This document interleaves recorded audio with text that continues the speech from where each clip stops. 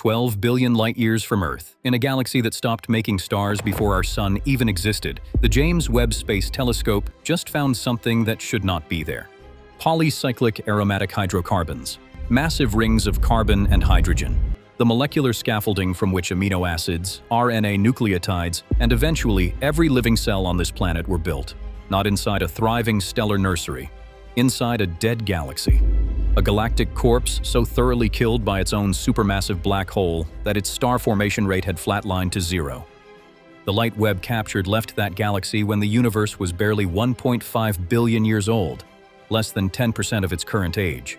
It only reached us because a second galaxy, 3 billion light-years out, bent space-time into a cosmic magnifying glass, amplifying the signal 30 to 35 times into a perfect circle of light called an Einstein ring.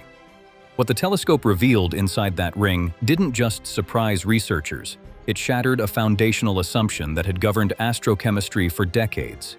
And the deeper you look at what this means for the search for life in the universe, the stranger it gets. The rule that just broke. For decades, astrochemists operated under an elegant rule. Where there is smoke, there is fire. PAHs glow in the infrared only when they absorb far ultraviolet radiation between 6 and 13.6 electron volts, photons produced exclusively by young massive O and B-type stars inside active stellar nurseries. No young stars, no ultraviolet radiation, no PAH glow. This wasn't a guess. It was a calibration tool used across the field to measure star formation rates in distant galaxies. Then, JWST pointed its mid-infrared instrument at SPT 0418-47, and the proxy broke. The results, published in Nature on June 5, 2023, by lead author Justin Spilker of Texas A&M University, showed massive concentrations of PAHs in regions where star formation had completely ceased. The dead zones were glowing. Meanwhile, some actively star-forming regions showed no PAH signature at all, smoke without fire. The molecules that every textbook said required the blaze of young stars to shine were thriving in silence, in regions where the last star had been born billions of years earlier. What kills a galaxy? A dead galaxy is one that has permanently stopped forming stars. Its cold molecular gas, the raw fuel for stellar ignition, has been drained or locked. Its light has shifted from hot blue to the deep red of aging remnants. The nurseries are empty. The causes are violent. A supermassive black hole can ignite into a quasar and blast relativistic jets that heat or eject the remaining gas. A galaxy plunging through a dense cluster can have its fuel ripped away by ram pressure stripping. Or the cold gas supply lines from the cosmic web can be severed, slowly starving the galaxy to death. Under every scenario, the chemistry is supposed to die with the stars. A GN feedback should shatter complex carbon rings. Deep space weathering should erode them over billions of years. Without ultraviolet light to excite them, PAHs should go dark permanently. Every model predicted that the interstellar medium of a dead galaxy would be chemically barren. SPT 0418-47 proved every one of those models wrong. The universe's cold chemistry lab. The interstellar medium is not empty. It is a chemical reactor operating near absolute zero, between 10 and 20 Kelvin.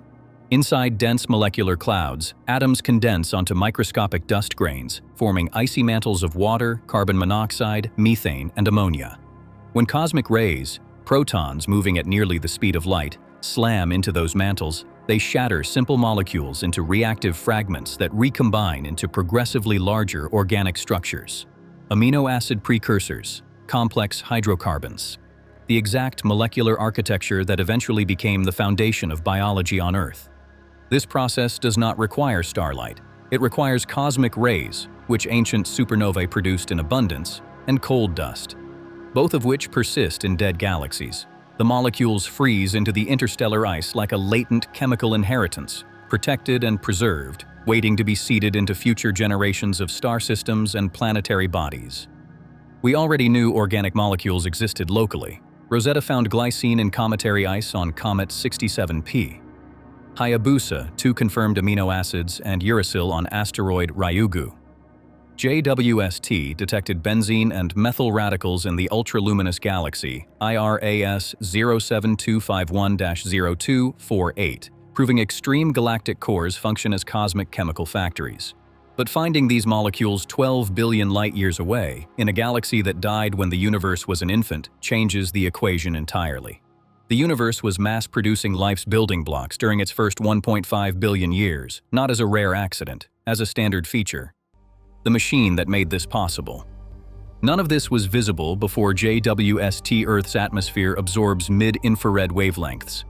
Ground-based radio arrays like ALMA can detect simple gas-phase molecules, but the solid-phase complex organics frozen in interstellar dust were invisible from the ground. Spitzer lacked the sensitivity to isolate molecular fingerprints across cosmological distances. Hubble, built for visible and ultraviolet light, couldn't see photons that had been redshifted entirely into the infrared after 12 billion years of cosmic expansion. JWST broke every one of those barriers. Its primary mirror stretches 6.5 meters, 18 hexagonal segments of beryllium coated in gold, yielding over 25 square meters of collecting area, more than 6 times Hubble's 2.4-meter mirror. It covers wavelengths from 0.6 to 28.8 microns. It operates at the second Lagrange point, 1.5 million kilometers from Earth, shielded by a 5-layer sun shield the size of a tennis court. The main optics sit below 50 Kelvin, but MIRI, the instrument that captured the 3.3 micron PAH signature, runs at just 7 Kelvin, negative 447 degrees Fahrenheit. Cold enough that its own thermal noise doesn't drown out molecular whispers from 12 billion light-years away. Since operations began, JWST has shattered records, the earliest known galaxy at 290 million years post-Big Bang, the first atmospheric characterizations of exoplanets, including potential biosignatures on K2-18b, and a thick atmosphere on a scorching super-Earth that models said was impossible. Its fuel reserves, conserved by a near-perfect Ariane 5 launch trajectory, guarantee decades of continuous observation. What this means for the search for life. If complex organics can survive the violent death of a galaxy and persist for billions of years frozen in interstellar ice, the cosmic conveyor belt of carbon is far more robust than anyone modeled.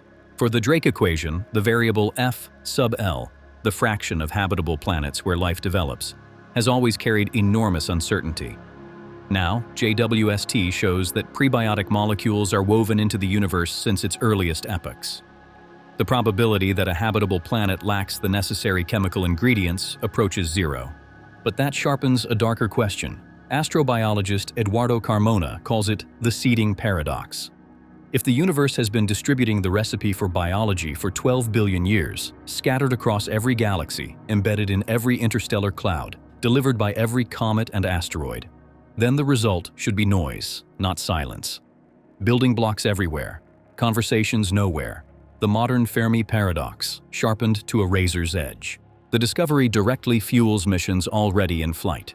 Europa Clipper is heading toward Jupiter's ice moon, searching for the exact molecular signatures JWST has now confirmed are ancient and universal. Mars, Sample Return, and future Enceladus probes are hunting chemistry the universe has been manufacturing since its infancy.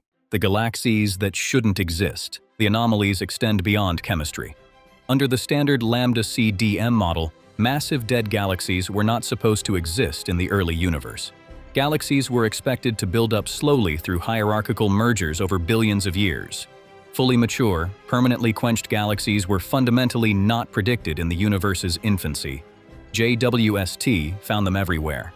The Rubies survey discovered a fully dead galaxy, Rubies UDS QGZ7, just 700 million years after the Big Bang, at a number density 100 times higher than any simulation predicted.